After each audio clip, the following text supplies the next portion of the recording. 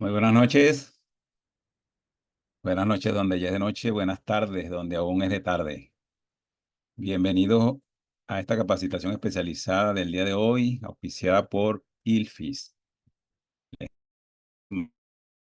Eh, Dime si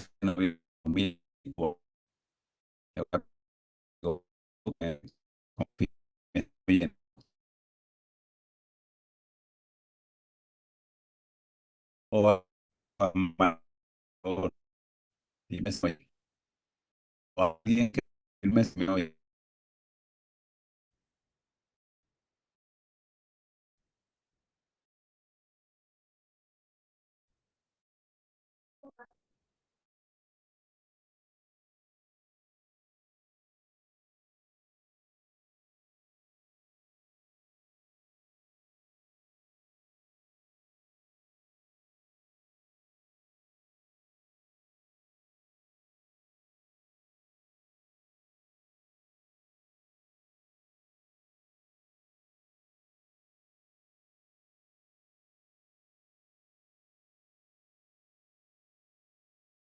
Buenas noches. Por favor, alguien que me confirme si me oyen.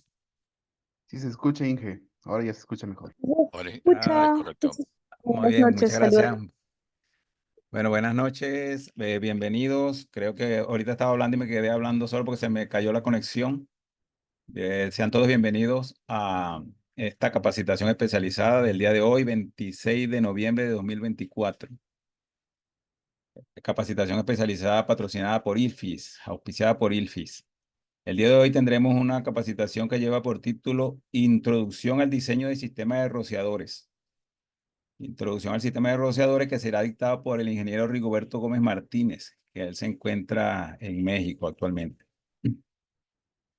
Pero antes de iniciar, le voy a dar las recomendaciones de siempre. Siempre le doy a los que vienen asiduamente a estas capacitaciones, que mantengan sus micrófonos silenciados y también mantengan la cámara apagada para evitar ruidos de fondo, para no interferir en la conferencia del ingeniero Rigoberto.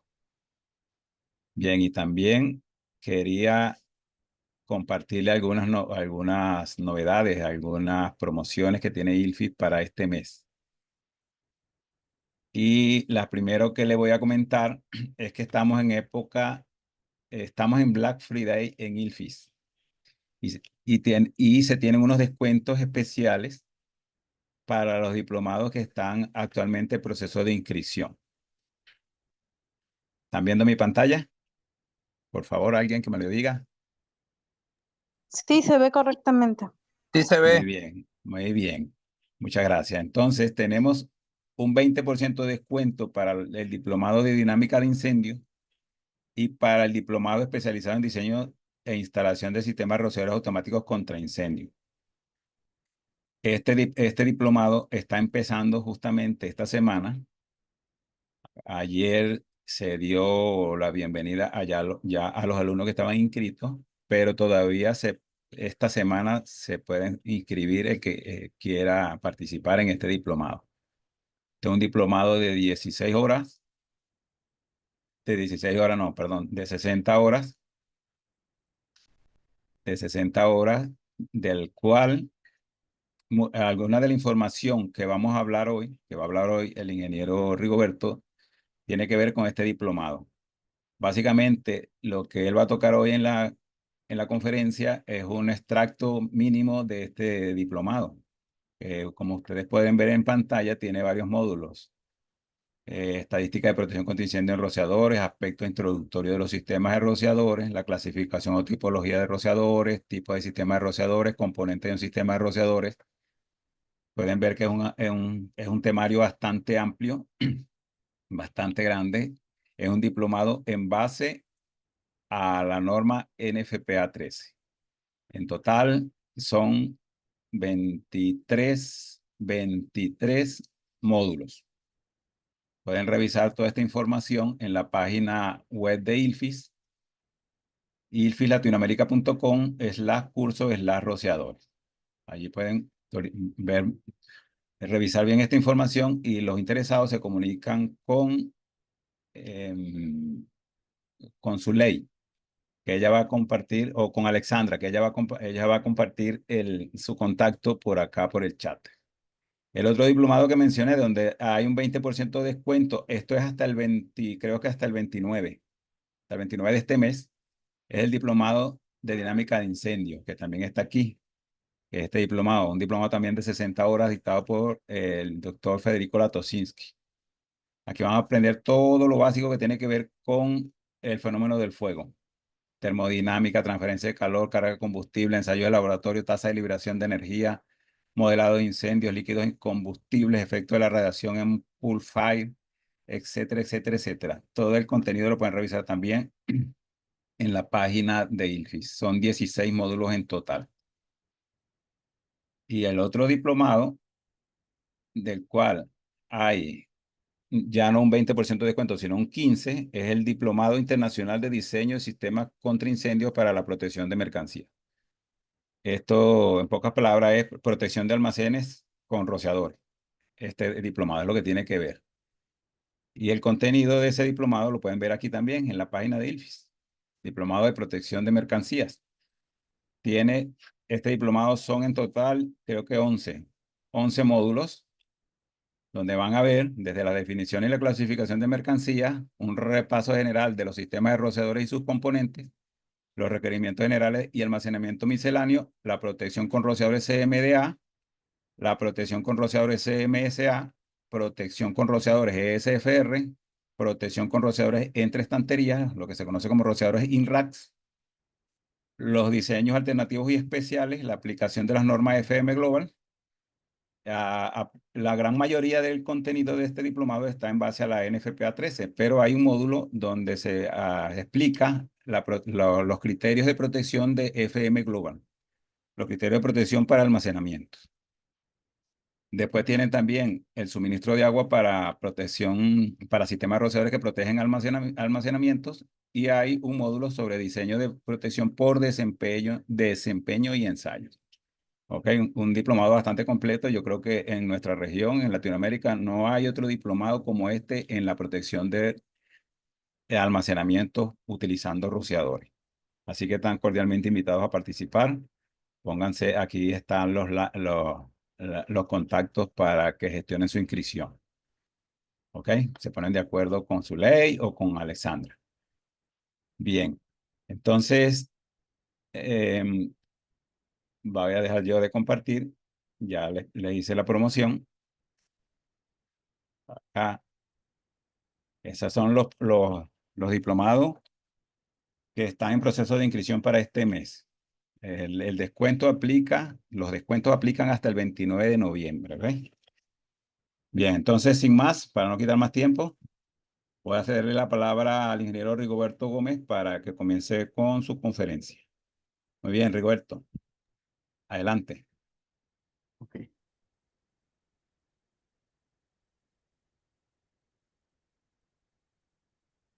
Me confirman, por favor, si me escuchan y pueden ver mi pantalla. Sí, se ve claro y se oye fuerte. Ok. Sí, se ve correctamente. Saludos a todos. Bienvenidos a esta pequeña capacitación. Antes de iniciar es importante mencionar el descargo de responsabilidad, donde la opinión expresada en esta capacitación simplemente es una opinión personal y no necesariamente presenta la posición oficial de la NFPA y sus comités técnicos, ¿no? Como bien saben, el título de esta capacitación es Introducción al diseño del sistema de rociadores automáticos. Vamos a hablar de algunos requerimientos basados en la NFPA 13 para aquellas personas que quieran profundizar sus conocimientos en materia. Como bien mencionó el ingeniero Luis, actualmente IFIS tiene abiertas las inscripciones para el diplomado especializado en diseño e instalaciones de rociadores automáticos, ¿no? En este caso me presento, mi nombre es Rigoberto Gómez Martínez, ¿no? ¿Qué es lo que vamos a ver en esta pequeña capacitación? Para diseñar un sistema de rociadores automáticos va a depender, digamos, de un reglamento local, normas nacionales o códigos estándares internacionales, ¿no? Como pueden ser la NFPA o bien datasheet de la FM Global, ¿no? Como primer punto a abordar va a ser la determinación del riesgo de ocupación. Bajo la filosofía de NFPA 13, ese es el primer punto a abordar en un diseño de sistema de rociadores, puesto a que una vez determinada el riesgo de ocupación, se determina tanto el tipo de rociador a ocupar, los distanciamientos entre rociadores, las áreas de cobertura, así como los criterios de densidad área para el cálculo hidráulico, ¿no?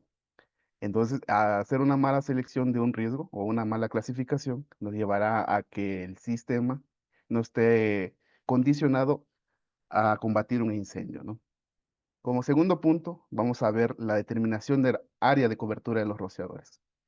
Si bien NFPA 13 nos exige cubrir una edificación en su totalidad con rociadores, y puede haber unas excepciones, claro, tenemos que saber cómo hacer ese espaciamiento y cómo determinar las áreas de los rociadores. Aquí básicamente se aplica una regla, pero también hay que conocer los espaciamientos que se aplica para cada uno, ya sea entre rociadores o distancias entre muros, ¿no?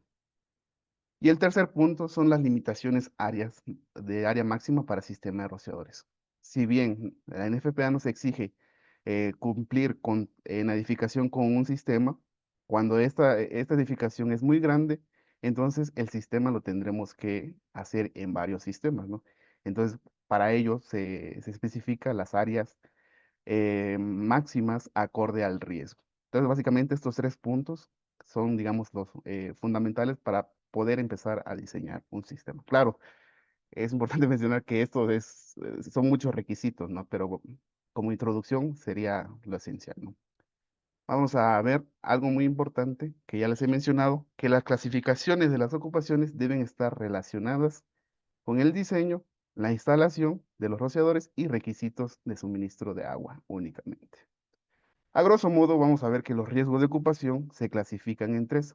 Es importante mencionar que no voy a abordar la parte de mercancías o almacenamientos, ¿no? Entonces, bajo el riesgo de ocupación se clasifica en un riesgo leve, ordinario y alto, que a su vez el ordinario y el alto tienen subcategorías como grupo 1 y grupo 2 respectivamente. Ya veremos cómo se define cada uno de ellos y los parámetros, ¿no? Para poder clasificar un riesgo. También es importante mencionar que las clasificaciones de las ocupaciones no tienen la finalidad de ser una clasificación general de los riesgos de las ocupaciones. ¿A qué se refiere esto? Que básicamente basado en la filosofía de NFPA 13, los riesgos determinados son riesgos de incendio, que puede parecer obvio, sin embargo, no toma riesgos colaterales que puedan afectar otras cosas. Me explico. En una edificación donde se manejen químicos y estos son inflamables o combustibles, ya veremos que bajo la filosofía NFPA 13, ese riesgo de ocupación va a ser un alto grupo 2, pero no toma los riesgos colaterales como pueden ser reacciones químicas, la salud de los trabajadores, riesgos eléctricos, entre otras cosas. Para ello se debe consultar ya sea los reglamentos locales de construcción o la NFPA 101, que es el Código de Seguridad Humana, o la NFPA 5000, que trata de la construcción y seguridad, ¿no? Es importante también definir algunos conceptos para comprender de mejor manera a lo que se refiere al momento de clasificar cada uno de los riesgos. A lo largo vamos a ver este término, combustibilidad. Básicamente la combustibilidad de un material se refiere a la capacidad del mismo material para arder o quemarse cuando se expone a una fuente de ignición. A lo largo vamos a ver que se clasifican como combustibilidad baja, moderada y alta. Pero bajo la NFPA no nos menciona en sí qué es cada una de ellas. Sin embargo, aquí he puesto este diagrama para definir y tener una idea, ¿no? Por ejemplo, combustibilidad baja. Básicamente son materiales con una resistencia considerable a prenderse y arder. Y estos son menos propensos a iniciar un incendio y si lo hacen, arden lentamente y con menos intensidad. Un ejemplo de eso sería el papel. Digamos que nosotros estamos en una oficina y tenemos en nuestro escritorio. Entonces, cierta cantidad de papel difícilmente va a arder por sí solo, ¿no? Y si lo hace, la forma en que lo hará va a ser de una forma lenta. A eso se refiere la combustibilidad baja. La combustibilidad moderada, por otro lado, en sí, esta definición no nos dice mucho, ya que dice que son materiales que pueden prenderse y arder con cierta facilidad, pero su velocidad de combustión y liberación de calor son moderados. ¿A qué se refiere esto? Que va a haber un poco de combustibilidad baja, de materiales con combustibilidad baja, y un poco de materiales con combustibilidad alta. Visto de otra manera, sería como una transición entre estos dos parámetros. La combustibilidad alta son materiales que arden fácilmente y de manera rápida, expuestos a una fuente de ignición, y estos liberan grandes cantidades de calor y contribuyen significativamente a la propagación del incendio. Un ejemplo muy básico serían los químicos inflamables, por ejemplo, la gasolina, ¿no? Estos, digamos, a temperatura ambiente empiezan a desprender vapores que hacen que sea una mezcla con el ambiente, algo flamable, ¿no? Entonces, cuando tienen una fuente de ignición cercana, ya sea una chispa, eh, una llama o electricidad estática, entonces estos arden. Y si hay más contenido de esos tipos de líquidos, obviamente el incendio se va a propagar de manera rápida. Otro término es la liberación de calor. Si bien esto es un poco, digamos, complejo de definirlo en esta clase, yo voy a tratar de resumir de que se entienda de mejor manera, ¿no? Para la liberación de calor hay dos términos. El índice de liberación de calor, que simplemente se refiere a la cantidad de combustibles que hay en un lugar, es decir, la carga combustible, o dicho de otra manera, los kilogramos de madera que existe en cierta región. Y el otro término es tasa de liberación de calor, ¿no? Entonces, la tasa de liberación de calor representa la cantidad de energía liberada por un material durante su combustión, generalmente expresada en kilowatts o megawatts, ¿no? Y este parámetro proporciona una idea del poder destructivo de un incendio y su capacidad para propagarse. Entonces, aquí vemos esta pequeña imagen donde, digamos, si tenemos 10 kilos de madera, eso en sí nos representa el índice de liberación de calor. Pero básicamente la tasa de liberación de calor es cómo esa energía acumulada en la madera se libera al ambiente. Si bien hay modelos para, digamos, aproximar eh, la tasa de liberación de calor como este, que es el modelo alfa T cuadrado, donde Q punto es la tasa de liberación de calor, alfa es una constante que va a depender del material y base a ello se clasifican ciertos incendios como incendios de bajo desarrollo, de medio desarrollo, de rápido desarrollo y ultra rápido desarrollo, ¿no? Y básicamente un tiempo. Generalmente todos los incendios, esta es una curva característica donde podemos ver, aquí es el tiempo en el eje horizontal y la liberación de calor en el eje vertical. Esta ecuación obedece esta primera parte de la curva. Generalmente todo incendio va a tener tres fases, ¿no? El primero es donde empieza a crecer, se empieza en un tiempo cero, no ocurre nada, pero pasó una fuente de ignición, se produjo algo y empieza a arder, ¿no? Entonces, la primera fase es el crecimiento del incendio. La segunda fase, digamos que el incendio se ha desarrollado, ¿no? Se mantiene, digamos, estable. En esta fase se encuentra la mayor cantidad de liberación de calor o de tasa de liberación de calor. Y finalmente, la tercera fase es donde el incendio empieza a perder esa cantidad o esa tasa de liberación de calor. Esto es, digamos, de una manera lógica porque todo incendio, si no es combatido, esta es su naturaleza, ¿no? Va a crecer y por el mismo combustible que se va consumiendo se va a tender a apagar. El problema aquí es que el tiempo transcurrido va a ser mayor. Entonces lo que se requiere con un sistema de extinción, en este caso un sistema de rociadores, es disminuir este tiempo, ¿no? La tasa de liberación de calor va a depender de varios parámetros. Algunos de ellos son la ventilación y la cantidad de combustible. Importante recordar eso, ¿no? La cantidad de combustibles. Ok, ahora ya pasamos a definir lo que es un riesgo leve bajo la NFPA 13 y nos menciona que son ocupaciones o parte de ellas donde la cantidad y combustibilidad de los contenidos es baja. Por lo tanto, se espera una liberación de calor baja. Como bien mencioné en la curva característica, al tener poca cantidad, se va a esperar una liberación de calor menor, ¿no? Si bien NFPA nos da unos ejemplos referenciales, como pueden ser iglesias, clubes, ocupaciones educacionales, ocupaciones institucionales, bibliotecas, museos, oficinas, entre otras, ¿no? ¿A qué se refiere esto que son referenciales? Que podemos guiarnos de ello, pero no establece que todas las oficinas o todas las ocupaciones educacionales se van a clasificar como un riesgo leve. Para ello hay que hacer un análisis y tomar un veredicto en el cual quizá una oficina pueda considerarse como otro riesgo, ¿no? Debido a la cantidad de combustibles que hay en él. Y también nosotros como diseñadores definimos el riesgo de una ocupación, sin embargo es la autoridad competente la que acepta o rechaza esa clasificación. ¿Ok? Pasamos a definir el riesgo ordinario grupo 2 y básicamente estas son ocupaciones o parte de otras donde la combustibilidad sigue siendo baja y la cantidad de combustibles es moderada. La diferencia entre un riesgo leve y un ordinario es la cantidad, ¿no? Aquí nos menciona un parámetro donde las pilas de almacenamiento no excedan 8 pies o 2.4 metros. Y al tener una cantidad de combustibles moderada, obtendríamos una liberación de calor moderado. Otros ejemplos referenciales que nos da la norma son panaderías, fabricación de bebidas, fabricación y procesamiento de productos lácteos, sala de bombas eléctricas contra incendios. Importante mencionar que en la misma NFPA 20, para bombas de tipo eléctrica, nos dice que la protección de rociadores se debe basar en un riesgo de ocupación ordinario grupo 1, ¿no? Y otros ejemplos son lavanderías. Esos son riesgos, digamos, que se encuentran en industrias de manufactura ligera o de servicios. Un riesgo ordinario grupo 2 se define como ocupaciones o parte de ellas donde la combustibilidad y cantidad de combustibles ya es moderada a alta. Y las pilas de almacenamiento no exceden 12 pies. Y si pasa esto, se espera una liberación de calor moderado, mientras que las pilas de almacenamiento no excedan 8 pies, la liberación de calor se puede considerar elevada. Aquí hay como digamos, una relación entre la cantidad y combustibilidad de los contenidos, ¿no? Es por eso esos parámetros.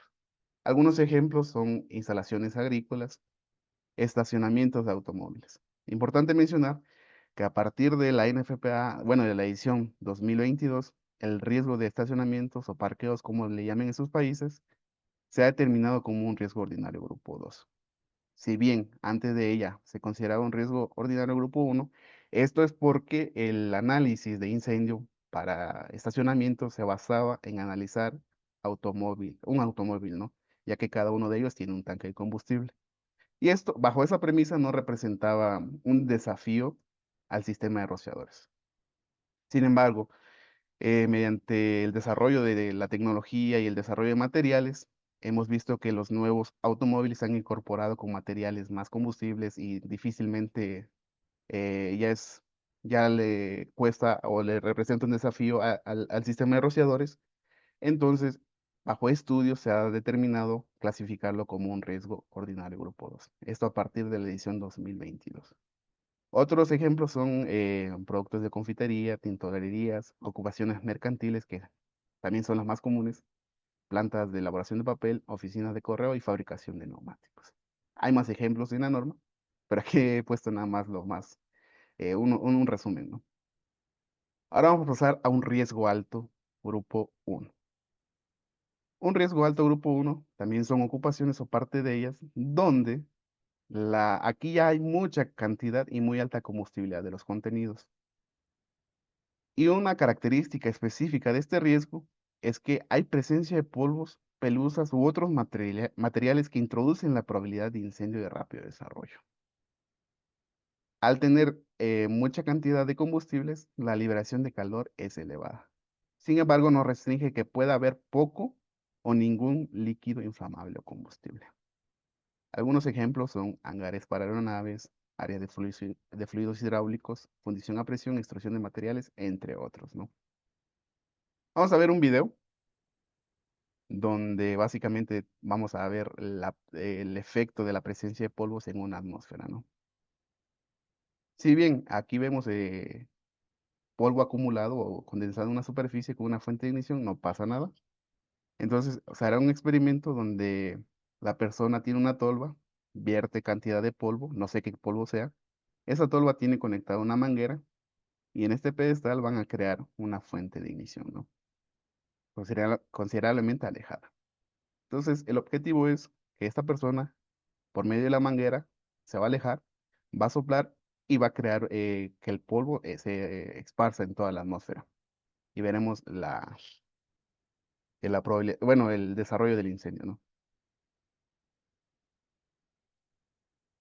Entonces, básicamente, como vemos en el video, considerar los polvos es muy importante porque estos polvos condensados no tienen, digamos, una cierta homogeneidad con el componente del oxígeno, por eso no reacciona de esa misma manera. Sin embargo, cuando están expuestos a la atmósfera, hay más cantidad de oxígeno y eso hace que, y también se hace como una reacción en cadena, que cada partícula de polvo se va quemando y eso hace que el desarrollo del incendio sea más rápido. Entonces es importante considerar la presencia de polvos, ¿no? El riesgo alto grupo 2 son ocupaciones o parte de ellas donde la cantidad de combustibilidad sigue siendo elevada y la característica específica de este riesgo son cantidades moderadas a altas de líquidos combustibles o inflamables y donde se extensa la protección de combustibles. Algunos ejemplos son saturación de asfalto, pulverización de líquidos inflamables, áreas de recubrimiento por chorro, limpieza de solventes y cuarto de bomba con motor, dice. Ahí se me fue. También la NFPA 20 nos remite a una protección con motores diésel el sistema de rociadores debe clasificarse como un riesgo alto grupo 2. Entonces, acá vamos a tener un pequeño resumen con las tablas, donde tenemos el riesgo de la ocupación, los parámetros que hemos definido para cada riesgo y básicamente aquí el valor que le correspondería, ¿no?, a cada uno. Esta es una forma de visualizarlo más fácil y nos damos cuenta que la liberación de calor está más depende de la cantidad de combustibles, como ya les había mencionado. Entonces, en altura de almacenaje se debe respetar lo que se ha definido y en el caso de que exceda, el diseño ya debe basarse como un almacenamiento, ¿no? Entonces, para líquidos inflamables vemos que un riesgo leve, ordinario 1, ordinario 2 no aplica, mientras que para un alto es poco, grupo 1, y para un alto grupo 2 ya se considera de moderado a alto. ¿Ok? Entonces, el objetivo de esta tabla es visualizar los parámetros de cada uno de los riesgos. Aquí una secuencia para determinar, digamos, el riesgo de la ocupación, donde veremos la combustibilidad de los contenidos, es decir, qué hay en cierta ocupación. Hay madera, papel, plásticos, todo eso. Entonces el primer punto sería, ¿qué hay, no? Posteriormente la cantidad, cuánto hay de papel, de madera y todo eso. Al tener esos dos parámetros, podríamos determinar o hacer una aproximación de una liberación de calor. Si bien la liberación de calor he mencionado que depende de muchos factores, se podría aproximar simplemente. Hay que respetar la altura de almacenaje para cada clasificación de riesgo y finalmente los líquidos inflamables o combustibles donde aplique, ¿no? Aquí vuelvo a mencionar la combustibilidad y nos vemos, para comprenderlo de mejor manera, una combustibilidad baja son materiales a base de celulosa, como puede ser el papel, el cartón o la madera. La combustibilidad moderada, si bien en la norma lo menciona, son materiales mixtos que tengan una mezcla de productos entre baja y alta combustibilidad, es lo que les mencioné casi al principio. Ejemplos son mercancías de clase 1 a clase 4. Aquí yo defino que la mercancía clase 1 son no combustibles. Obviamente hay otros parámetros para definir una mercancía clase 1, pero para que no excediera este cuadrito, entonces puse nada más eso. Y la mercancía clase 2 son no combustibles en cajas. Estas cajas pueden ser de madera, de cartón, etcétera. Los ejemplos para ello, y ahí vamos a analizar cómo es la transición entre una combustibilidad baja y alta, son baterías secas, ¿no? Pero no restrinja que estos no deben ser de iones de litio. Por otro lado, también puede haber cierta cantidad de líquidos inflamables. Y nos dice hasta un 20% de alcohol y que sean bebidas. Y no solo ellos, sino que también tengan cierto contenedor como puede ser el vidrio, cerámica, entre otros, ¿no? Y algunos electrodomésticos. Y la combustibilidad alta, si bien he mencionado o he hecho énfasis mucho en los combustibles, también son plásticos del grupo A. Algunos ejemplos de ellos serían el poliestireno, el polietileno y el poliuretano. Vamos a pasar a hacer una clasificación de ciertas ocupaciones, como puede ser una habitación de hotel. Entonces, para este desarrollo de ejercicio, voy a aplicar un método que se llama la regla del descarte, donde voy descartando cada uno de los parámetros que hemos definido para cada riesgo. Es decir, para esta habitación de hotel yo no veo que exista cantidades moderadas de líquidos combustibles inflamables. Tampoco hay una atmósfera llena de polvo. Si bien puede haber polvo, pero no está en la atmósfera esparcida, ¿no? Como vimos. Por lo tanto, el riesgo alto se descarta de esta ocupación. Nos quedamos entre un riesgo ordinario y un riesgo leve. Lo que va a jugar acá es, digamos, la cantidad de combustibles. Si bien la cama es de madera, las telas, los colchones nos pueden parecer una combustibilidad elevada, lo que nos considerar aquí es la cantidad, ¿no? Entonces, comparado dos colchones a una fábrica de colchones o una tienda de colchones, la cantidad es baja. Por eso se define que este es un riesgo leve. Posteriormente analizamos una biblioteca. En una biblioteca, generalmente los libros están hechos de papel, de cartón y los estantes de madera, ¿no? Estos estantes difícilmente van a superar los 2 metros, porque el objetivo es que las personas lleguen, busquen su libro y se vayan a estudiar, ¿no? Entonces también aplico la misma regla, donde no hay líquidos inflamables, combustibles, tampoco polvos, el riesgo alto queda descartado, nos quedamos entre un riesgo leve y ordinario. Y para efectos de este ejemplo, yo voy a definir que la cantidad de combustibles es baja. Y como la combustibilidad también es baja, se consideraría un riesgo leve, ¿no? Ahora vamos a ver este ejemplo, una biblioteca grande. Comparando ambas, sigue siendo los mismos materiales, ¿no? Hechos a base de papel, de cartón y madera en los estantes, ¿no? L- el parámetro o la diferencia es la cantidad que existe entre uno u otro. Si vemos bien, aquí hay 3 pisos de, de libros y aquí solo hay uno. Entonces yo ya no puedo catalogar este riesgo como un riesgo leve. Entonces se cataloga como un riesgo ordinario grupo uno. Y aquí vemos la principal, o lo que les mencioné, que aparentemente siendo el mismo riesgo, no se clasifican de la misma manera. Entonces ahí se debe hacer un pequeño análisis, ¿no? Claro que me fui a extremos, pero básicamente es el objetivo.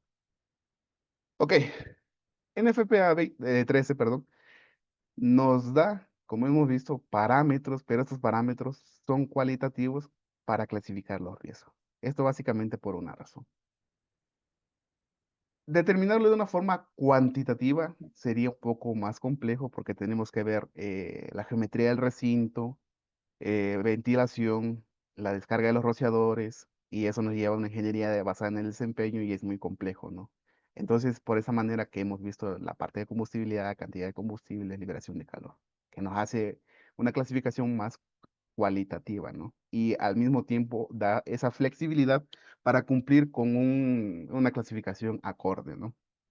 El objetivo de esta lámina básicamente es mencionar que en el diplomado se desarrolla un método semi-cuantitativo, autoría de Youssef, donde se determina para dos riesgos del mismo tipo, como hemos visto en la biblioteca, la cantidad de energía esperada, es decir, el índice de liberación de calor, y en base a ello tomar un criterio en qué se clasifica cada una de ellas. Para determinar el índice de liberación de calor, se pueden aplicar 3 métodos. Yo conozco 3 métodos, ¿no? El primero es el pesaje, donde el diseñador, digamos, llega a las instalaciones, va pesando cada material, cada combustible. La desventaja de esto es que habrá materiales que no podamos pesar o son muy grandes, ¿no? El otro método es del inventario, igual el diseñador llega a las instalaciones y va tomando nota de cada uno de los materiales que hay. La desventaja de esto es que nos introduce un poco de incertidumbre porque habrá materiales compuestos que no sabremos en sí de lo que está hecho.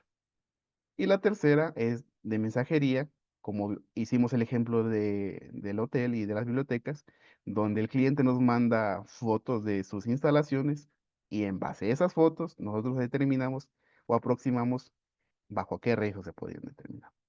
Este método nos introduce a mucha incertidumbre también, ¿no? Porque no estamos viendo físicamente a lo que llegamos. Bueno, perdón, hemos cumplido el primer punto y vamos con el segundo punto. Área de cobertura de los rociadores. La cobertura del área protegida por el rociador AS se debe establecer de la siguiente forma. Básicamente son dos parámetros. El valor S o distancia entre rociadores. S es de sprinkler, ¿no? Para tener una.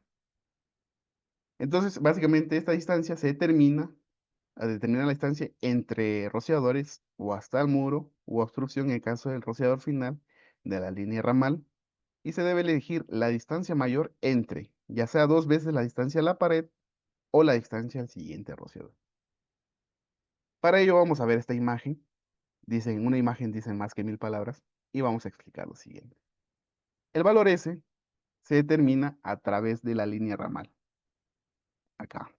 Entonces, lo que menciona en este texto es básicamente lo siguiente. Si la distancia del último rociador al muro, es decir, A multiplicado por 2, es mayor a la distancia entre rociadores, en este caso B, S debe ser 2A. Sin embargo, si la distancia entre rociadores B es mayor a la distancia entre el rociador final y el muro, bueno, multiplicado por 2, es decir, 2A, la distancia de S debe ser B. Para el valor L, aplica exactamente lo mismo. Se determina de la misma manera y L viene de la distancia entre ramales, ¿no? Este es un ramal y este es otro ramal. Son los mismos criterios, entonces nos dice que si la distancia del muro al ramal final, es decir, C por 2, es mayor a la distancia entre ramales, en este caso D, la distancia L debe ser 2 veces C. Y por el otro lado, si la distancia entre ramales es mayor a la distancia entre, digamos, del muro al ramal final por 2, es decir, 2C, L debe ser D. Esa forma media ambigua o confusa de determinar el área de cobertura tiene, para mi forma de verlo, dos razones. Una forma lógica y una razón técnica, ¿no? Ya los voy a explicar más adelante. Entonces, al determinar cada uno de los parámetros, tanto el valor S como el valor L, simplemente el área de cobertura AS se multiplica S por L. Vamos a pasar a un ejemplo con números y para esto vamos a determinar los valores S y L, ¿no? Entonces empezamos con el valor S. Si bien sabemos que es sobre la línea ramal, entonces el valor S puede tener dos posibles resultados. La distancia del rociador final al muro multiplicada por 2, es decir, 2 por 3, 6 pies, o bien la distancia entre rociadores, que en este caso es 15. Para ello se debe elegir la distancia mayor y S es igual a 15, ¿no? El valor L se determina exactamente igual. El resultado L puede ser veces la distancia muro al ramal, 2 pies, o bien la distancia entre. Para este caso también se elige el mayor, ¿no? Es decir, L es igual a 12. El área de cobertura eh, básicamente es S por L igual a 15 por 12. Por lo tanto, el área es 180 pies cuadrados. Otro ejemplo de desarrollo, y lo vamos a hacer por inspección, 6 pies, 6 pulgadas es la mitad de 13 pies, ¿no? Entonces, para este caso, multiplicar 6.5 por 2, que es 13, es lo mismo a 13. Entonces, aquí no hay diferencia y sería simplemente 13 pies. Por el otro lado, el valor L es igual, 5 por 2, 10 o 10, ¿no? En este caso, no hubo diferencia de valores, entonces se determinó de esa manera. Y el área es multiplicar 10 por 3 y 130 pies. Lo ideal fuera que todo el sistema de rociadores fuera esparcido así, pero a veces no se puede por temas de arquitectura, obstrucciones, entre otras cosas. Y otro ejemplo es este, ¿no? 13 pies y 7 pies de distancia al muro. El valor S puede ser ya sea 14, 2 veces 7 o 13. En este caso, el mayor es 14. Y el otro valor para L sería 7.5 por 2, 15, o bien L igual a 10. En este caso, L es 15, ¿no? El área de cobertura es 14 por 15, 210 pies cuadrados. Si vemos a simple vista que están espaciados 13 pies y 10 pies, la diferencia es el área de cobertura para cada uno de los observadores. Vamos a explicar la razón, digamos, lógica del por qué. Cuando esto se hace así es porque se está analizando para el rociador más crítico, en este caso, este rociador. Y lo que se espera es que ese rociador cubra en sí hasta el muro. No le importa que, digamos, pase de la mitad de la distancia entre rociadores o entre ramales, pero lo que importa en sí es cubrir hasta el muro. Digamos, se desarrolla un incendio que éste pueda combatirlo adecuadamente hasta el muro. Porque de otra manera, si lo esparcimos a la mitad, el, el desarrollo de descarga de este rociador estaría llegando hasta acá y del otro lado estaría llegando hasta acá, dándonos un punto muerto donde no combatiría el incendio, ¿no? Bueno, esa es la razón lógica. Si bien conocemos ya la forma de espaciamiento, no quiere decir que yo voy a determinar cualquier área para cada rociador, sino que determinado el riesgo, NFPA nos limita a ciertas áreas, ¿no? Entonces, para un riesgo leve, se tiene que analizar en la construcción. Esta lista es más larga, ¿no? Esta tabla es más larga. Yo la he resumido. El tipo de sistema, entonces, para un riesgo leve, un área de protección máxima de 225 pies cuadrados, mientras que el espaciamiento máximo sería de 15 pies entre rociadores, ¿no? Si determinamos que S va a ser 15 pies, entonces la distancia L se determina nada más dividiendo 225 entre 15, por lo tanto sería 15. Para un riesgo leve, tendríamos un área de cobertura de 15 por 15, un cuadrado perfecto, ¿no? Mientras que para un riesgo ordinario, cualquier tipo de construcción, cualquier tipo de sistema, el área de protección máxima son 130 pies cuadrados y el espaciamiento máximo son 15 pies. Para un riesgo alto, cualquier tipo de construcción, y si se ha calculado hidráulicamente con una densidad de descarga mayor o igual a 0.25 galones por minuto sobre pie cuadrado, el área de protección máxima es 100 pies y el espaciamiento son 12 pies. Por otro lado, si el cálculo se ha hecho con una densidad menor a 0.25 galones por minuto sobre pie cuadrado, el área puede aumentar a 130 y el espaciamiento básicamente se reduce, también aumenta a 15, perdón. Bueno, hay requisitos para el distanciamiento entre rociadores y estos se basan en tres conceptos. El primero es que la distancia se mide al eje de los rociadores y el eje de los ramales. Por lo tanto, la distancia máxima, el otro punto es que la distancia máxima se mide a lo largo de la pendiente en techos inclinados. Y el tercer punto es que el área máxima de cobertura y distanciamiento máximo entre rociadores es la permitida por la NFPA 13 de acuerdo al riesgo y tipo de rociador, como ya vimos previamente, ¿no? Entonces, a lo que se refiere el primer punto y el segundo es que todo rociador va a tener un eje y básicamente la distancia debe medir a ese eje. Si el techo es inclinado a cierta pendiente, el rociador ya se debe poner paralelo al techo y su eje se inclina y es por eso que la distancia se mide a lo largo de la pendiente. ¿Ok? Vamos a tener distancia máxima del rociador al muro, ¿no? Primer párrafo. Dice, la distancia desde el muro hasta el rociador debe medirse hasta el muro situado detrás de muebles, tales como guardarropas, gabinetes, vitrinas de trofeo, ¿no? Y el otro punto dice, la distancia desde el muro hasta el rociador debe medirse hasta el muro cuando los rociadores están espaciados cerca de ventanas y no se crea un espacio de piso adicional. Vamos a hacer este análisis. Si bien es un poco confuso entenderlo así, el primer párrafo hace referencia a esta imagen. Nosotros tenemos acá una pista en planta y al llevarlo a un corte de sección nos damos cuenta que aquí se está creando un piso, una área de piso adicional creada, no sé, por algún ropero, guardarropas, lo que sea, ¿no? Entonces lo que dice este párrafo es que la distancia del eje del rociador al muro debe ser el muro que está detrás del guardarropas, ¿no? Esto simplemente porque si se desarrolla un incendio en esta parte, por cualquier razón que sea, al momento que el rociador descargue, el patrón de descarga llega hasta ese punto, confinando y controlando el incendio en el caso, ¿no? Por otro lado, el segundo párrafo hace referencia a este nivel. Tenemos igual la misma planta, pero en el corte nos damos cuenta que solo se crea una ventana. Por lo tanto, no hay un área de piso adicional. En este caso, la distancia del muro, del rociador al muro, se debe medir del eje del muro, del eje del rociador al muro interior, ¿no? Que básicamente sería este. Y un ejemplo de esto, de estas aplicaciones, sería, no sé, las iglesias antiguas con los ventanales enormes, o bien los museos, ¿no? Donde básicamente tienen espacio en la pared, aquí acumulan a la antigüedad, aquí tienen un foquito y aquí un pequeño letrero, ¿no? O serían algunos ejemplos de este acomodo. Ok, así como tenemos el distanciamiento, nos limita también a distancias máximas y mínimas. Bien, la distancia desde el rociador hasta los muros no debe exceder la mitad de la distancia máxima admisible entre rociadores.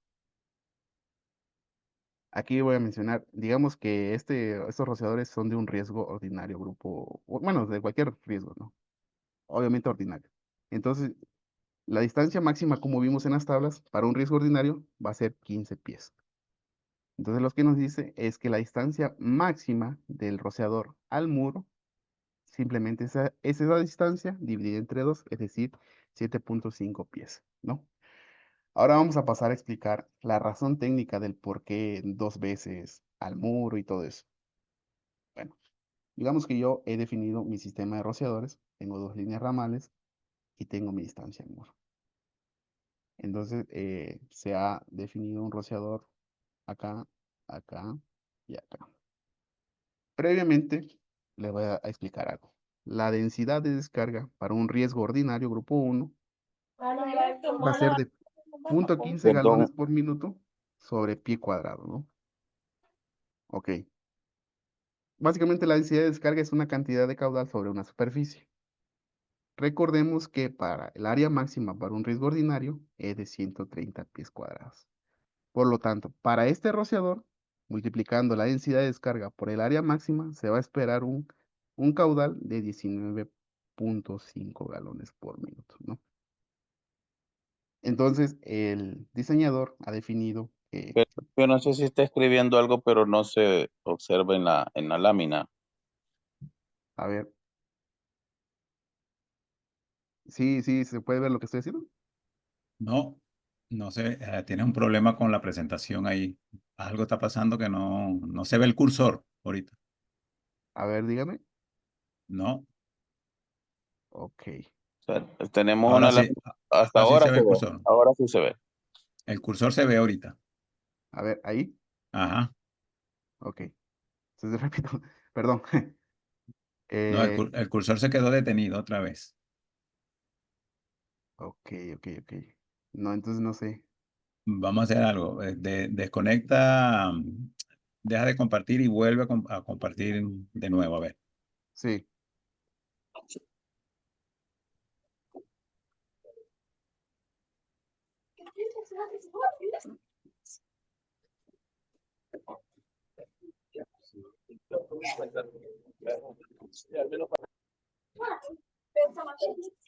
A ver, sí, visualizo mi lámina.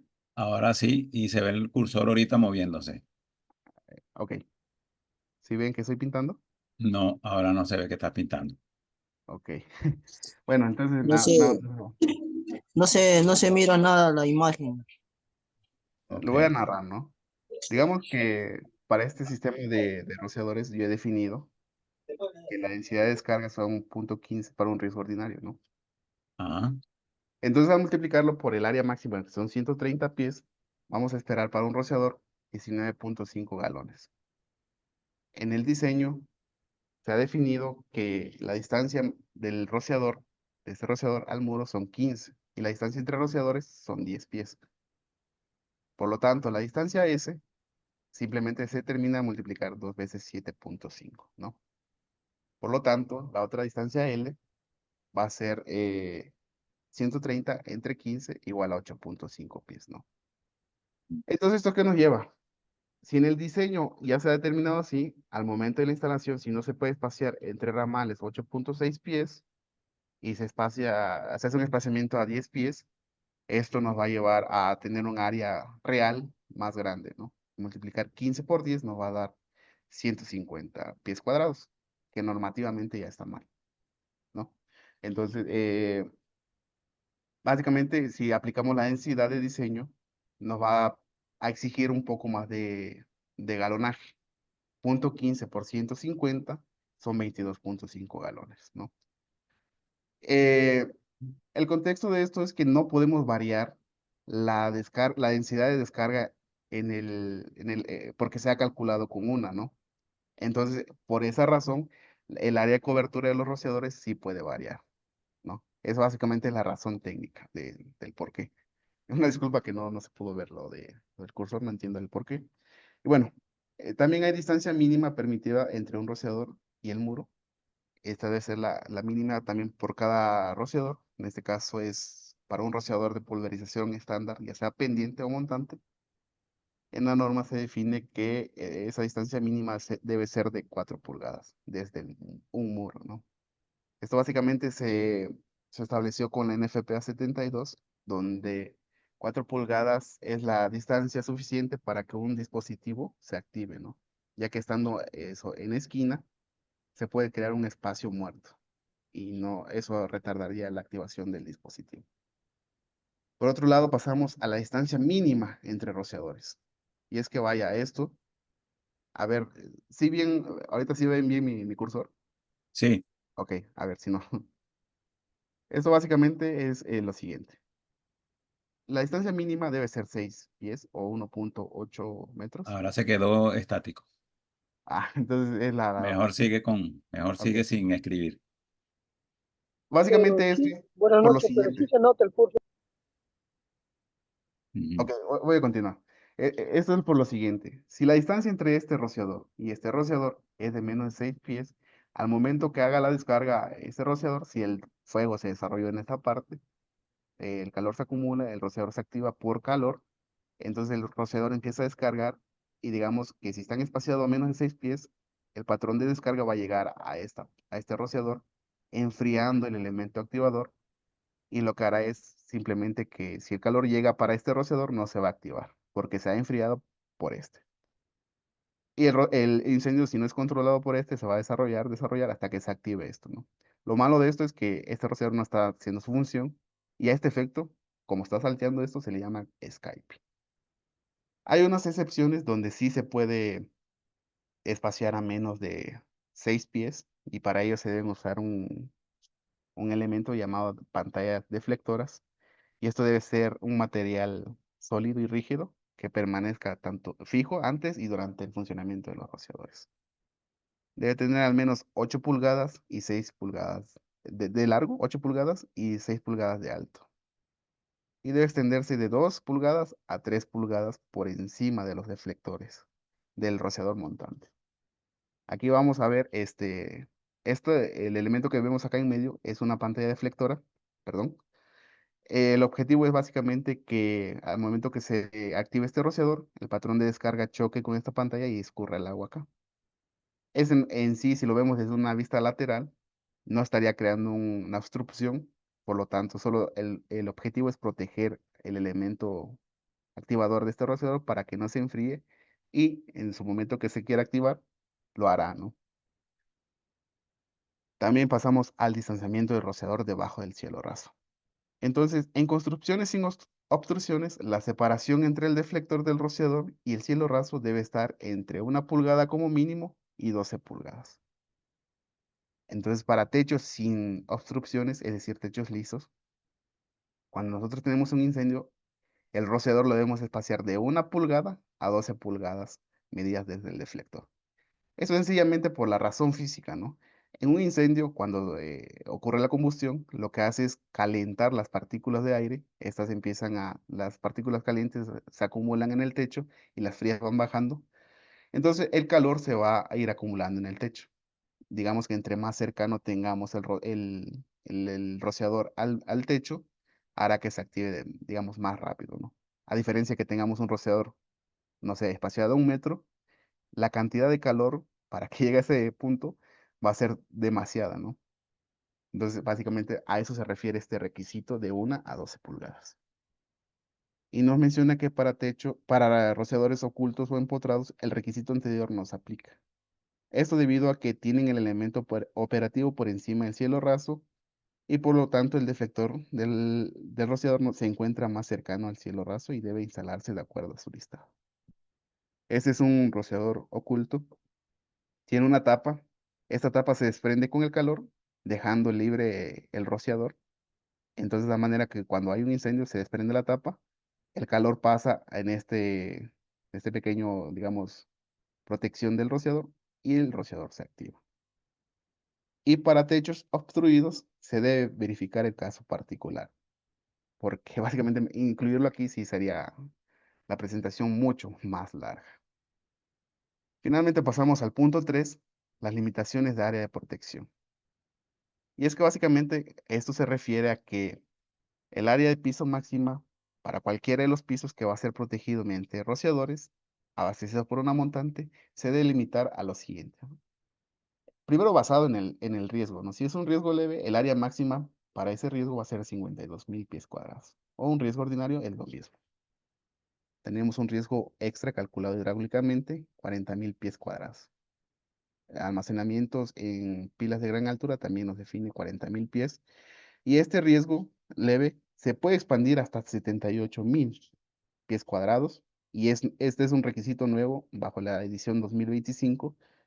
Pero para poder expandir nuestra protección a esta superficie, básicamente debe cumplir con que el sistema sea de tubería húmeda y además las alarmas deben estar supervisadas y debe haber un flujo de agua que se transmite a una estación de monitoreo según la NFPA 72, ¿no? Entonces, básicamente es muy común encontrar este tipo de arreglos donde tenemos el manifold y, digamos, este tipo de racer alimenta cada uno de un sistema, ya sea un riesgo leve, un riesgo ordinario o un riesgo alto, ¿no? O pueden ser dos riesgos leves, donde se ha definido que para el área máxima para este racer es los 52.000, ¿no? Si bien ese es un método de diseño, también podemos partir de otro donde son las válvulas de control.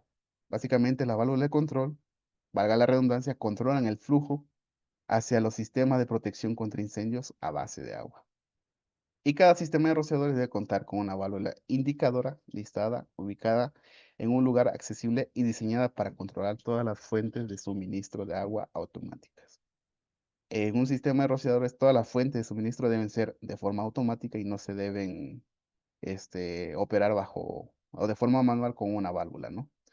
Entonces, algunas de estas válvulas pueden ser las de compuerta con vástago ascendente o la famosa OSIS, donde el posicionamiento del volante nos indica si está abierta o cerrada. Otra válvula de compuerta es de este tipo. Es indicadora por no sé, sombrerito, que nos indica también el posicionamiento del plato, ¿no? Las más actuales también son de mariposa, que ya traen su conexión para ser supervisadas y monitoreadas. Y también están las de poste indicadora, donde tienen un letrero donde nos indica, son palabras en inglés, abierto o cerrado, ¿no? Acá pasamos a lo siguiente, donde dice, en ocupaciones o edificios, estos pueden ser edificios de gran altura, que generalmente son clasificados como un riesgo leve, puede permitirse que las válvulas de mangueras de 2,5 para uso de cuerpo de bombeo sean adosadas a una montante de sistema de rociadores de tubería húmeda. Y si se hace esto, básicamente nos dice también que cada conexión desde una montante que sea parte del sistema combinado hasta un sistema de rociador debe tener una válvula de control individual para el sistema de rociadores y una válvula de retención del mismo tamaño que la conexión. Entonces, en este gráfico vemos una montante para un sistema combinado donde se ha adosado las válvulas de control a la misma montante. Entonces, tenemos la montante, la válvula de conexión a bomberos, y para este sistema, esta es una estación controladora de flujo.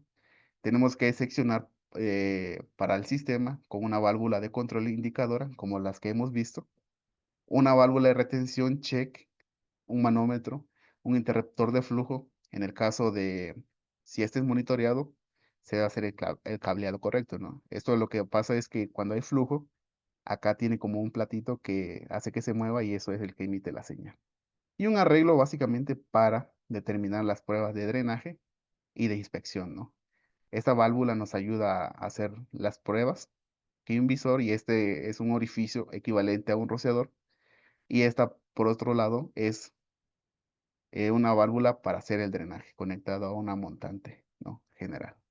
¿Por qué nos pide una válvula de retención? Básicamente, cuando se haga pruebas de inspección para esta válvula, basado en NFPA 25, el agua acumulada en este sistema no se descargue, porque al momento de presurizar, el aire se va comprimiendo y eso nos llevaría a ir purgando nivel por nivel, por nivel, por nivel, en caso de una edificación de gran altura. Entonces, básicamente, por esa es la razón de una válvula de retención. Sin embargo, cuando es nada más para un edificio de gran altura, en donde no está adosado un sistema combinado, lo que es el mismo arreglo, la misma estación controladora, pero se elimina la H, por la razón que ya le comenté. Y en sí, todo este juego de valvulerías ya se puede, digamos, conseguir en una sola válvula o solo dispositivo. Vamos a hacer un ejemplo para finalizar con esta capacitación.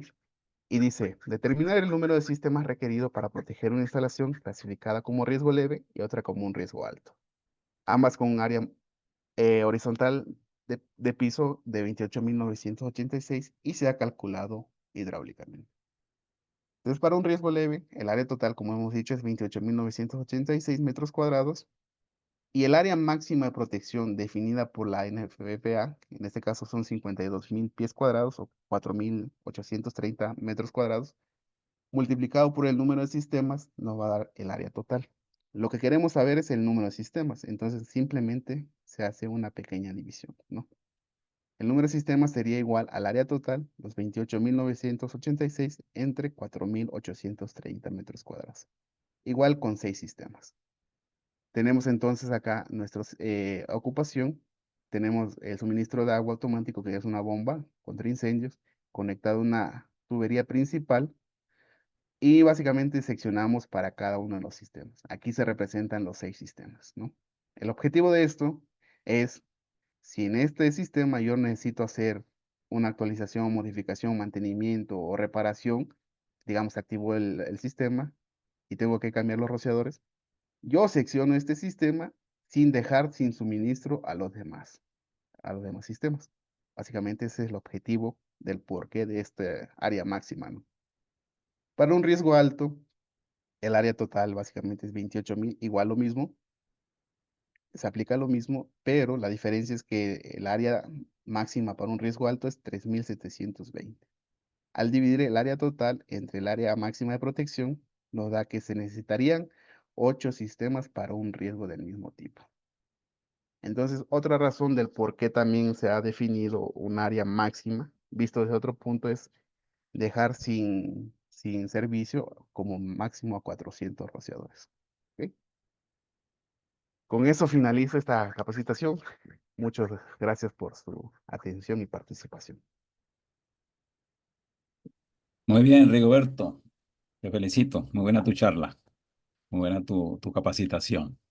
Vamos a pasar ahora a responder las consultas que tengan a bien hacer los participantes. Pueden hacerlo escribiendo en el chat directamente o pueden levantar la mano y hacer la pregunta a viva voz. Por ahora tenemos solo una consulta que ha hecho por acá Alejandro Chumpitas. Muchos saludos, Alejandro. Dice que para un taller mecánico con una sola maquinaria pesada del tipo hidráulico, ¿debe clasificar como riesgo extra? Es una pregunta. Ok.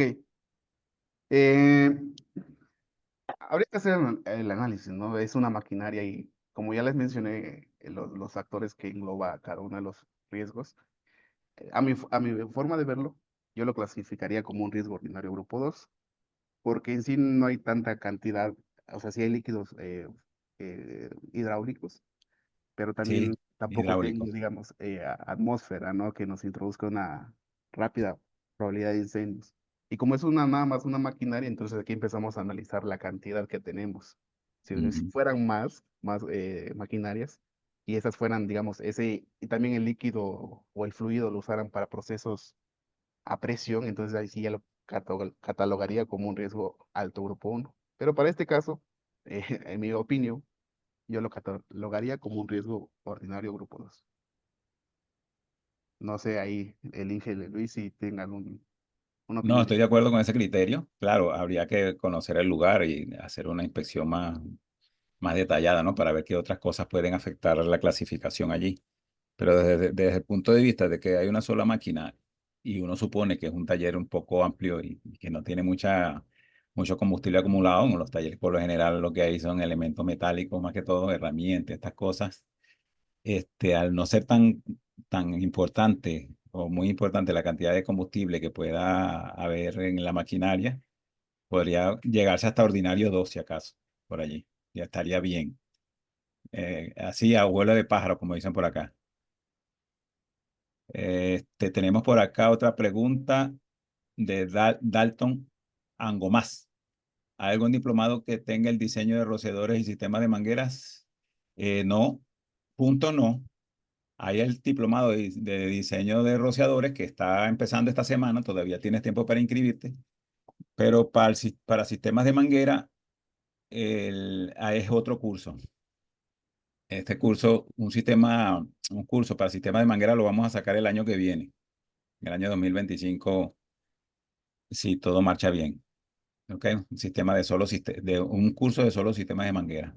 Por ahora tenemos el de diseño de rociadores, el que está comenzando esta semana, y el que es especializado para la protección de mercancías, que también es, como dije antes, en el inicio, protección de almacenamientos con rociadores. Es especializado solo para protección de almacenamiento. Juan Blanco pregunta, ¿y para ocupaciones mercantiles nuevos, cómo se debería hacer el diseño? ¿El propietario debería dejar la mecha para los locales o alquilar a futuro o debe instalar en su totalidad?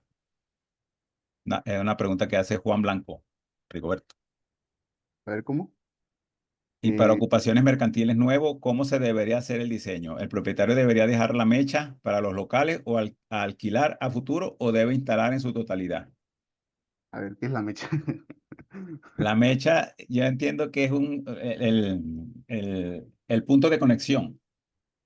Ah, ya, ya, ya. Punto de Bueno, conexión.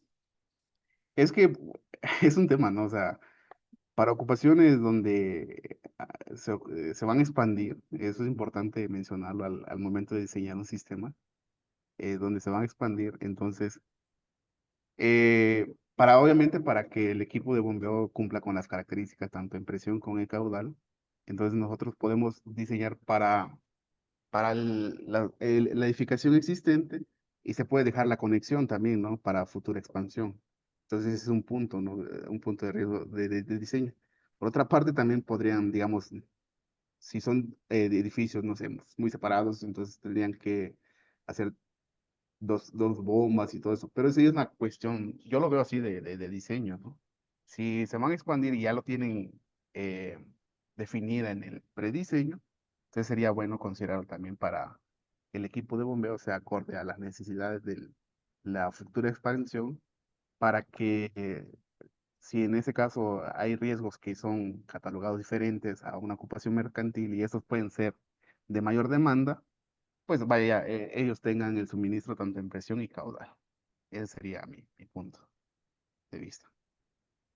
Sí, esa es una modalidad que de hace un tiempo hacia acá se ha estado aplicando y al parecer en medio mundo, ¿no? De dejar, en lo que se refiere a la instalación del sistema, el propietario instala lo que es lo que se conoce como las áreas comunes del sistema de extinción, del sistema de rociadores en este caso, y para cada local deja un punto de conexión. Ahora, el diseño del sistema debería hacerse completo. Es el deber ser, hacer el diseño completo, porque si no hace el diseño completo, conociendo todas las ocupaciones que van a haber en esa edificación, ¿cómo haces el cálculo? ¿Cómo determinas la bomba? Al ojo por ciento no se puede. Bueno, muchos lo hacen así, ¿no? Al ojo por ciento. Dice, barco grande, ande o no ande. Entonces compran la más grande que hay, la más cara, esta es la que sirve, dale para adelante. Que no es una buena práctica, ¿no? Eso es mala ingeniería. El diseño debería hacerse completo. Ahora, si el propietario después quiere hacer solo la instalación en las áreas comunes, bueno, tiene su potestad, ¿no? Y decirle al que vaya a alquilar que termine de instalar o al que compre ese local que termine de instalar, pero aquí está el diseño. Este es lo que vas a instalar allí. Esa debería ser la manera. Después tenemos otra pregunta por Sí. acá. Jessica Torres pregunta, ¿cómo calculo el área de cobertura de un rociador de pared? Ok, si bien eso no lo vimos, porque me enfoqué en lo de pulverización montante y pendiente, ¿no? Pero básicamente la forma lógica en que la expliqué del valor S y valor L es lo mismo. En este caso, la distancia S se aplica para, digamos, el tubo o sobre la pared. También se respeta lo de las distancias y todo eso. Y el valor, en este caso, como no hay, digamos, ramales, se tomaría el muro de enfrente, ¿no? Entonces, aplica exactamente lo mismo, pero con esas implicaciones. Sí, la norma NFPA lo establece también como es. Y lo mejor con los rociadores de pared es consultar la hoja técnica del rociador, que te dice, que te da esa información. En caso contra, o sea, si la hoja técnica del rociador te da una información, esa es la que aplica. Si no, aplica la que te dice la norma NFPA 3. Exacto, sí. En el curso también se tocan los rociadores de pared, ¿cierto? Sí, se ve cómo actúan, ¿no? También las obstrucciones para Las ese tipo de rociadores. obstrucciones, el área de cobertura y todo eso. Eso está Sí, explicado en el curso de rociador. en el diplomado se ve todo. O sea, se Sí, trata de abordar sí, ya vimos el que son requerimiento, ¿no? 22 módulos, 23 módulos. 23 módulos. Sí. Cristian Monroy pregunta, si un espacio cuenta con una zona de bodega para almacenamiento y una pequeña de fabricación donde el riesgo de incendio sea alto, ¿qué tipo de clasificación aplica? Ah, ok. Yo no lo incluí por temas no íbamos a acceder más, pero en sí hay unos enfoques de diseño, ¿no? Estos enfoques de diseño nos tratan de que cuando hay, digamos, diferentes riesgos en una misma edificación o superficie, tendríamos que acoplarnos al riesgo de cada uno, obviamente, y diseñar bajo ello. Pero también hay que tomar factores, si esa ocupación de diferentes riesgos están, digamos, confinadas con materiales no combustibles. En ese caso, hay que revisar ya detalladamente el caso puntual, ¿no? Porque tiene que haber tanto ya si es un muro de concreto o si nada más está con malla, entonces no, porque el riesgo, digamos, puede salir de ahí y puede afectar a lo demás. Pero básicamente ellos son enfoques de diseño puntuales, ¿no? Que va acorde a cada clasificación de riesgo. Y también se tiene que cumplir con un espaciamiento mínimo entre cada riesgo para que, pues, ¿eso por qué? Porque en riesgos leve ordinarios se pueden usar rociadores de respuesta rápida, pero en riesgo alto ya no, a menos que sean de supresión. Entonces la activación en un riesgo clasificado como riesgo alto, el calor viaja por el techo. Eso podría, digamos, activar rociadores fuera del área del incendio, ¿no? Y esto nos afectaría en el sistema hidráulicamente, en el desarrollo de la bomba. Entonces, para ello yo recomendaría ver en sí el enfoque de ese arreglo, ¿no? Sí, hay que analizar bien la ocupación, el predio, el espacio, los espacios, cómo hay si las divisiones son resistentes al fuego, si hay separaciones físicas, eh, y ver las alturas. Hay muchas cosas que hay que clasificar ahí.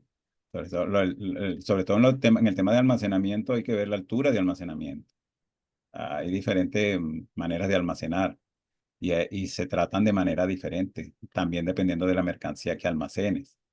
Eso hay que analizarlo más en profundidad. O Sí, sea, no es tan sencillo así. Lo que sí es básico es que cada área, cada zona distinta tiene que hacerse su clasificación de riesgo en cada ocupación. Y por regla general, el criterio que aplica es el más exigente, pero hay que hacer el análisis mm, más en profundidad. Consulta Felipe Bueno. ¿Un aparto, un apartotel 5 estrellas también se considera riesgo leve? bueno, eh, las habitaciones generalmente sí, ¿no? Pero pues habrá otro tipo digamos, ocupaciones Sí, donde ya exige otro tipo de riesgo, ¿no? Como por ejemplo, si hay estacionamiento, no lo puedo clasificar como un riesgo leve, como ya hemos visto. Entonces, sí. para las habitaciones yo considero que sí, pero en sí lo correcto sería hacer un análisis en sí de todo el hotel para hacer un diseño correcto, ¿no? Si ustedes prestaron atención a a las definiciones que daba Rigoberto, vieron que decía aquellas ocupaciones o partes de otras ocupaciones. Es decir, en una edificación puede haber múltiples ocupaciones. Es muy raro que en un edificio de varios niveles, mucho menos en un hotel, 5 estrellas, se pueda clasificar como un solo riesgo, como con una sola clasificación. Eso hay que ir zona por zona. Hay restaurantes, hay casinos, hay hay gimnasios, aparte de de las habitaciones y aparte del estacionamiento, que es lo más común, ¿no? Entonces todo eso hay que Sí, clasificarlo claro. y diseñar en base a la clasificación de cada área. Ujú. Las habitaciones las diseñas como riesgo leve, pero el estacionamiento me lo diseñas como riesgo ordinario. Sí, porque al final, digamos, Y grupo 2, si se define como, si todo se clasifica como un riesgo alto cuando hay leve o ordinario, lo que llevaría es, yo lo veo así, ¿no? Más rociadores cuando se pueden espaciar a más distancia y eso haría que sean menos y todo eso, ¿no? Entonces también nos elevaría el costo, ¿no? Viéndolo desde sí, ese punto claro. de vista. Ujú. Entonces, no se puede catalogar, sobre todo cuando son edificaciones, toda la edificación como un solo riesgo. Hay que hacer la clasificación por áreas, por ocupación. Y por supuesto, para cada ocupación hacer un cálculo hidráulico, que es lo que Exacto. Ujú. no todos hacen tampoco. Todos quieren hacer un solo cálculo. Así, no, uno solo y ya. No, si hay varias ocupaciones, tienes que hacer para cada ocupación por lo menos un cálculo, por lo menos. Sí, ¿Ok? Bueno. correcto. No sé si yo lo voy a decir en español, Gemay. Gemay pregunta, en un edificio de apartamentos y parqueaderos, ¿qué riesgo se clasifica? Bueno, volvemos a lo mismo, ¿no? Hay Sí. que analizar en sí la edificación, porque Ujú, va a haber de todo tipo, riesgos leves en habitaciones, como vimos en los estacionamientos, ya se clasifica como riesgo ordinario grupo 2, ¿no? Entonces, hay que ujú. hacer el análisis. Aquí no es de, si bien como mencioné y quise hacer énfasis en esa parte, la norma solo nos da ejemplos referenciales, no quiere decir que todo se vaya a clasificar como está ahí. Y hay ejemplos que no están. Entonces, en esto, pues tiene uno que hacer el análisis, ¿no? Vaya, esa es nuestra chamba como diseñadores. Pero por lo menos en un edificio de apartamentos son 2 riesgos. Leve en los apartamentos, ordinario 2 en el parqueadero, por lo menos. Sí, No claro. sabemos si hay alguna otra cosa por ahí, que si hay maleteros y tal, también hay que analizarlo. María Antonia contestó aquí a la consulta del Hotel 5 Estrellas. Tienes que clasificar las diversas áreas. En el caso de habitaciones, el riesgo leve, pero en hotel lo compone tal como lo dijimos. Gracias, María Antonia. Dani Jiménez Canayo pregunta o dice, hola, buenas noches. Una consulta. ¿Cómo puedo poner un rociador a otro máximo rociador? ¿Cómo puedo poner un rociador a otro máximo rociador? Mira, la pregunta no se entiende. No, no entiendo. Y la palabra tampoco, rociador, no se dice, no es Rociador. rociador. Bueno, No, voy a estar no sé confundiendo. si Dani está por allí y quiere hacer la consulta en voz alta. ¿Está por allí, Dani? Adelante. Acláranos tu consulta. Sí, profe, una consulta. Quería saber, máximo a rociadores, quería saber. ¿Cuánto es Ah, ya. Ajá, el máximo a rociadora? ok. Bueno, primero tendrías que clasificar tu ocupación en un riesgo. Ese es el punto, el primer punto, ¿no?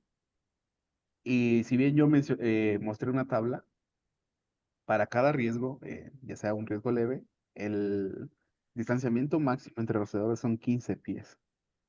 Para un riesgo ordinario también es 15 pies.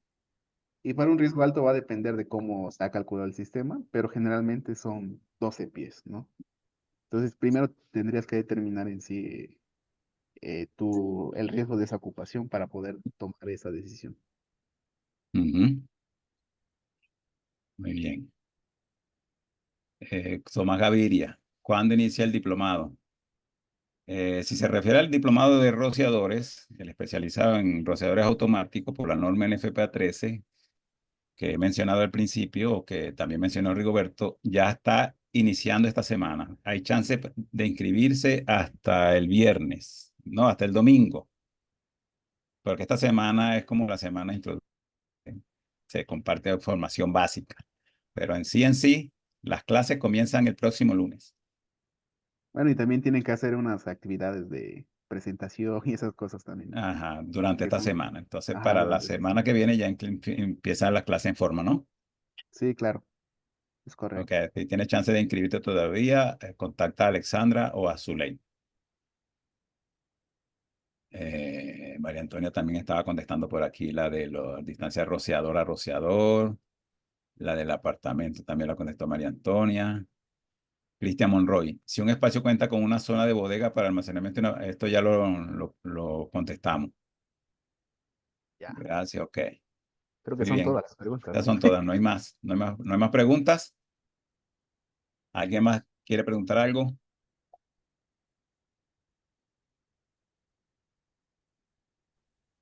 Nada. Eh, Sí, buenas noches. bueno, adelante. ¿Quién habla? Sí, Dalton, algo más. Ya había hecho una Adelante. pregunta y me anoto con la segunda. Eh, eh, con respecto que a algo que no estoy muy claro, a las certificaciones vía la NFPA, me pudiera hablar un poco porque desconozco cómo sería el proceso, si ustedes eh, me pueden orientar en caso de que yo en un futuro quisiera ser un consultor luego de tomar los diplomados que ustedes imparten. Lo de la certificación de la NFPA es por la NFPA. Nosotros no tenemos vínculo comercial con la NFPA. O sea, ILFI no tiene vínculo comercial con la NFPA. Aunque los cursos y los diplomados que dicta ILFIS son principalmente en base a las normas NFPA, no hay un vínculo comercial. Ciertamente la NFPA tiene unas certificaciones que emite a profesionales que presentan una cierta prueba. Entonces, pero ¿cuál es el procedimiento? ¿Cuáles son los requisitos que hay que cumplir? Debes hablarlo directamente o contactar directamente a la NFPA.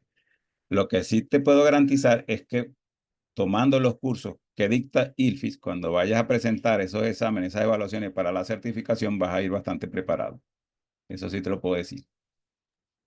Sí, eso sí, porque, bueno, en lo que yo conozco un poco, es que cuando hacen en la NFPA, creo que son 2 días o un día de capacitación y al siguiente el examen. Entonces también, como recomendación, sería bueno que se capaciten con ILFIS, que son cursos muy completos, y posteriormente podrían hacer el examen de la NFPA y se Ujú. garantizará que lo puedan aprobar, ¿no? Sí.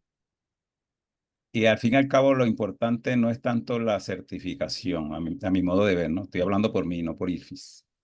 Lo importante es si sabes o no sabes. La Sí, claro. certificación de la NFPA es a libro abierto. Tienen un tiempo y te dicen a libro abierto, estas son las preguntas, 100 preguntas, busca en ese libro y empieza a contestar. Que se basa en el manual de protección contra incendios de la NFPA, esas certificaciones. O sea que si tú te aprendes más o menos a manejar el manual para arriba y para abajo, vas rapidito buscando la respuesta y marcando. Pero eso no garantiza, a mi modo de ver, que en realidad conozcas la materia. Alguien por aquí hace otra pregunta. Jeremy Elías, buen día. He visto que el rociador se caracteriza por un factor K.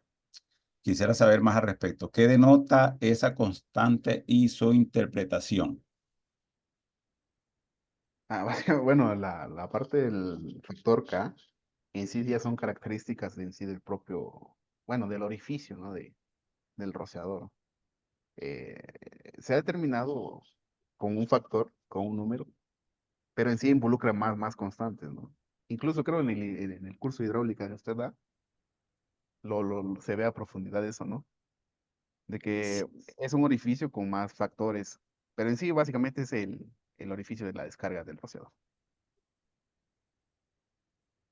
Sí, tiene que ver es con el factor K está relacionado directamente con el tamaño del orificio del rociador y tiene una relación directa con el caudal que va a descargar, como es lógico. A mayor tamaño del orificio, mayor factor K y mayor el caudal que puede descargar a una determinada presión. ¿Ok? Sí, En el curso también tocan esa parte, ¿no? Explican lo de los factores K. En el curso de rociadores. Bueno, no se explica así, digamos, el por qué, pero sí se ven los diferentes factores K, ¿no? Ajá. Déjame mostrarle aquí un poco, aquí para hacer un El bonus. tema, el Vamos tema a K. mostrarle aquí un bonus ahorita al amigo.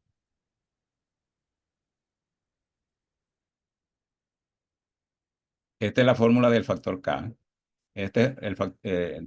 No es más que una fórmula que dice que el caudal es igual a este número por estas constantes por el diámetro al cuadrado por la raíz de P. Y el factor K es esto. El factor K de rociador es esto. 29,84 por un coeficiente de descarga por el diámetro del orificio del rociador al cuadrado. Todo esto es una constante y se denota como factor K. ¿Ok? Y la relación que existe entre caudal y presión es esta. Caudal es igual a K por la raíz de la presión.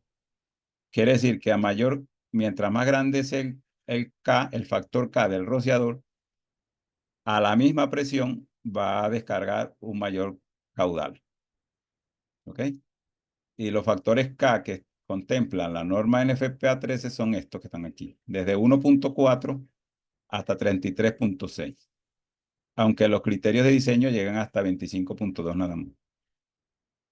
En la norma del 2022, yo no sé si en la de 2025 ya incluyen criterios de diseño para estos 28 y 33,6. ¿Está bien? Y bueno, el factor K es un elemento importante en lo que se refiere al cálculo hidráulico. En el curso de cálculos hidráulicos sí lo toca el factor K, y en un curso básico que dictamos de hidráulica, ahí lo explico también bastante ampliamente de dónde proviene, de dónde sale ese factor K, que es un factor K a la larga que no solamente lo tienen los rociadores, sino cualquier orificio por donde se descarga agua, para cualquier orificio por donde se descargue agua se puede, ¿cómo se dice? Se puede asignar un factor K. Para los rociadores en particular, ese factor K se designa en fábrica. Los fabricantes tienen que amoldarse a esos valores que les mostré para el rociador, para fabricar su rociador, para que tenga ese factor K en un rango. En un rango. No es que es fijo ese número, sino que hay un rango, un poquito para arriba, un poquito para abajo. Pero en el cálculo se usa el nominal, el factor K nominal. Bien, ¿más nadie va a preguntar? Entonces vamos a ir cerrando porque son las 9:30 acá en Venezuela. Ya llevamos 1:30 en la conferencia, en la charla. Agradecer a Rigoberto por su buena capacitación y agradecer a los que han estado acá presentes hasta esta hora. Recuerden que estamos en inscripción para los diplomados que les mencioné al principio, el de dinámica de incendios, el de rociadores automáticos y el de protección de mercancía de almacenamiento con sistema de rociadores. Hay descuentos del 20% hasta el 29 de este mes, excepto para el diplomado de protección de mercancías, que es del 15%. ¿Está bien? Pónganse en contacto con Alexandra o con Zuley para obtener la mayor información. Visiten la página web de ILFI, donde está toda la información de los cursos, donde se detalla todo el contenido y las horas y el costo. Y bueno, los esperamos en esos cursos. Esta grabación será, como todas las anteriores, puesta o subida al canal de YouTube de ILFIS dentro de una semana aproximadamente. Y se compartirá la información por nuestras redes sociales, por las redes sociales de ILFIS. Pedro Pacaya pregunta cuánto cuesta el curso de rociadores, o el diplomado de rociadores cuesta $750. Son un diplomado de 60 horas. Póngase en contacto con Alexandra o con Zuley, porque hay un descuento del 20% hasta el 29 de este mes. O sea que saldría por ahí como los 600 y algo. Bien, entonces no les quito más tiempo. Vamos a irnos despidiendo. Nos veremos nos encontraremos en la próxima capacitación, que ya será en diciembre. Le estaremos avisando por los medios regulares que siempre lo hacemos, por nuestras redes sociales y por los grupos de Telegram y de WhatsApp. Muchas gracias por su atención. Hasta la próxima. Que sigan bien. Que pasen buenas noches.